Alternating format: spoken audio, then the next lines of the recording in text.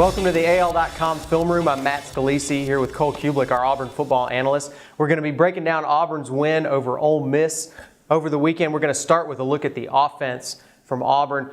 Big successful game for Auburn's offense, obviously, both through the air and on the ground. Made a lot of big plays on both facets of the game. What sticks out to you overall about this offensive performance from Auburn? Well, the numbers first and foremost. I think you had some balance there, and then just to continuously be able to pound the football, be able to run the football, it seemingly came in waves, really and truly. I mean, they had a lot of success on third down, converted some huge third downs that I think Auburn needed to have, but you would have certain drives that seemingly moved at ease, and then they'd get bogged down for a few drives. I like the fact that they really don't get caught up in either one and don't get overexcited and don't really get down too much when they're not moving the ball well.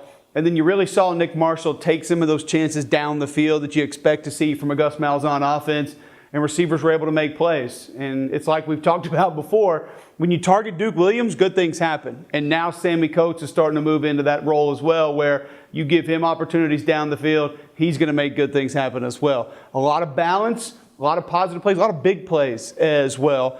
And when we take a look at the film, you'll see a lot of what we talked about with Ole Miss. Very high risk up front. They take a lot of chances. They move around, they jump gaps, they slant, they stun, they do different things. They can be a little over aggressive, and I think Gus Malzahn made them pay. All right, Cole, you mentioned the balance. Obviously, a big day for Cameron Artis-Payne on the ground, but also for Nick Marshall, a big day throwing the ball. You mentioned throwing it downfield a lot. He had a lot of success doing that, but was able to kind of work the perimeter as well. All right, Matt, the zone read is the baseline of what Gus Malzahn wants to do. It's really and truly where this offense lives and breathes. They're going to build everything they do around the zone read, and one reason they have success with that is options, and we've talked about what options can you have off of certain plays, and it's what makes Nick Marshall so dangerous. He gives you big play capability from anywhere on the field.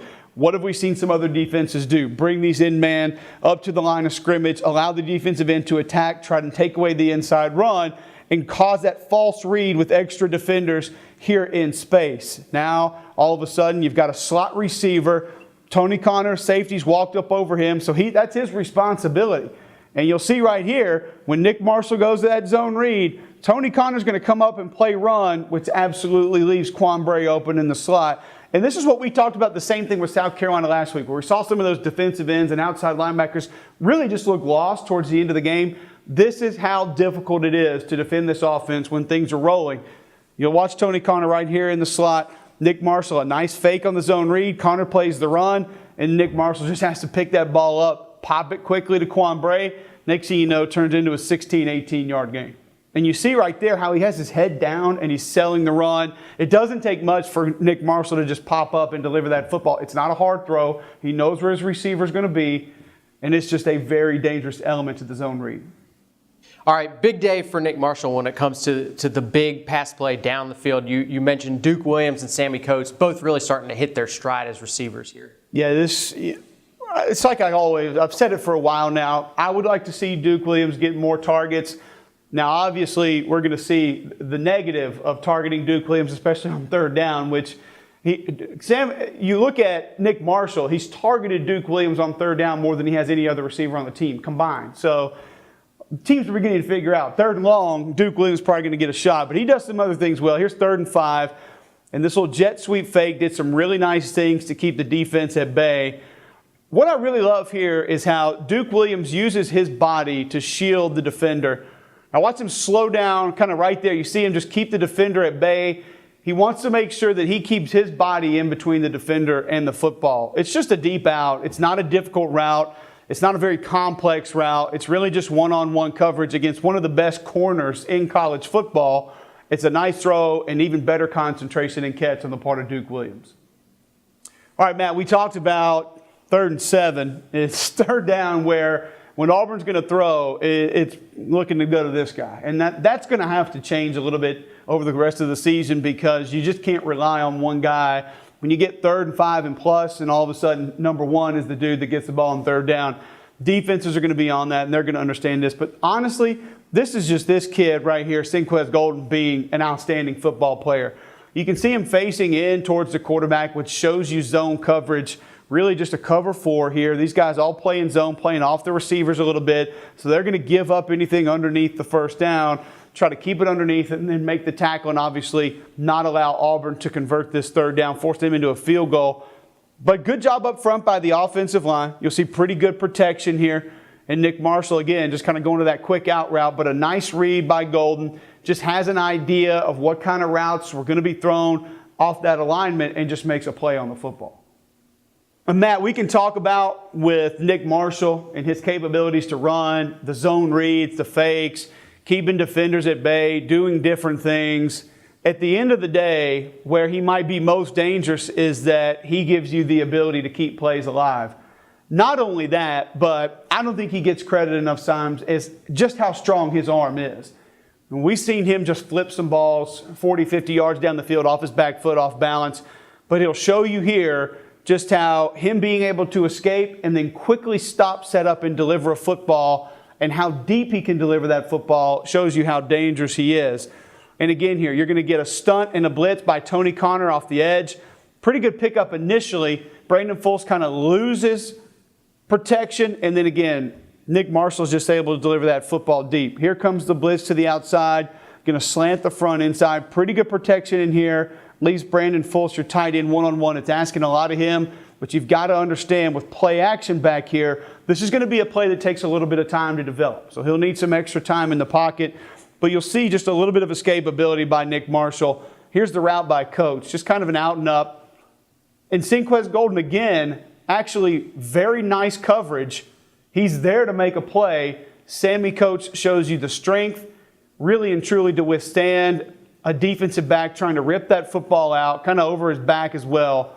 It's just a nice job of concentration by Sammy Coach. Doesn't even high point that football and still comes up with a big Auburn touchdown. 3rd and 11, Matt, we talked about going to Duke Williams. Not that this play really works out as to hitting him in stride on his route as far as the timing of it all. But you see again why Nick Marshall is so dangerous. And one thing with the visual deception that Gus Malzahn does, how it really makes life difficult on defenders. This is one of the best pass rushers in the league. This is one of the best linebackers in the league. And just watch these two guys here in particular first. It just how it slows down the pass rush, these fakes that he gives in the backfield. I mean, this is a kid that gave them nightmares all night in the backfield. Now you're really getting no pass rush just based off of a few fakes. That's going to allow Nick Marshall more time to roll out. That's going to obviously help the offensive line, which really and truly, when you look at a situation here of just getting a 4-man rush, and you've got Kim Dichie on 3 guys when this thing ends up because you got zone blitz over here dropping back, there's no excuse for 5 to bust through 3 guys here and even get this pressure on Nick Marshall. Right there you see 1 blue jersey through 3 white jerseys. Inexcusable. But the escapability from Nick Marshall allows him to break through, keeps his eyes downfield, and Duke Williams is a good enough receiver to know, okay, my quarterback's in trouble. Let's go find open space. Let's get back where he can make a throw, complete this, and picks up a crucial 3rd and 11. And sometimes, Matt, what we get is just Gus Malzahn being a little bit different right when the time calls for it. Hadn't seen a lot of this young man in the game. You'll see a little out and up, almost like a wheel route from the slot, and just some confusion back here in the secondary. Looks like Golden should have stayed on his back third, probably playing cover 3. Blown coverage in the backfield, but a nice job by Nick Marshall quickly seeing that, releasing the football at the right time. Watch Golden top left of your screen right here. Probably needs to go out, take that third of the field. Doesn't. Ends up being a touchdown Auburn. Nice read from Nick Marshall. So coming off this big performance offensively, Auburn gets Texas A&M at home in Jordan-Hare Stadium. That Texas A&M defense not looking so hot right now. Auburn's offense may break the scoreboard this weekend. What do you look to do if you're Auburn right now, just in terms of keeping this flow going and this pace that they have on offense? Yeah, I think where you are right now, if you're Gus Malzahn and Rhett Lashlee, you just want to keep the momentum going. And think back to the bye week before South Carolina, how there was a lot of conversation of Rock Thomas being a little more involved. We saw him sprain an ankle. How healthy will he be for this game? Do you want to save him for maybe Georgia and Alabama down the road, or do you want to get him some meaningful reps? Braden Smith came in down around the goal line, had a nice double team, really walled off one side of that offensive line on one of the Nick Marshall touchdown runs. Is he a guy you want to get some reps at maybe guard or tackle to help with the depth along the offensive line? I don't expect this game to be competitive. If this game is competitive, Auburn's got problems. Texas A&M's defense is putrid. Like you mentioned, 2:30 CBS game, should be excited, should be a nice crowd. You go in, take care of business, do what you do. If there's some things during the week that you want to look at, practice-wise, different plays, and begin to implement those, now is the time. And that's a great luxury considering this team is struggling the way that they are. They're going to have a quarterback making his second career start. Your defense should have a little bit of room to breathe from that standpoint. So this is a game that potentially you could look at some of the starters coming out third, fourth quarter as well. That's it for today on the AL.com Film Room. Join us later in the week when we'll take a look at Auburn's defense.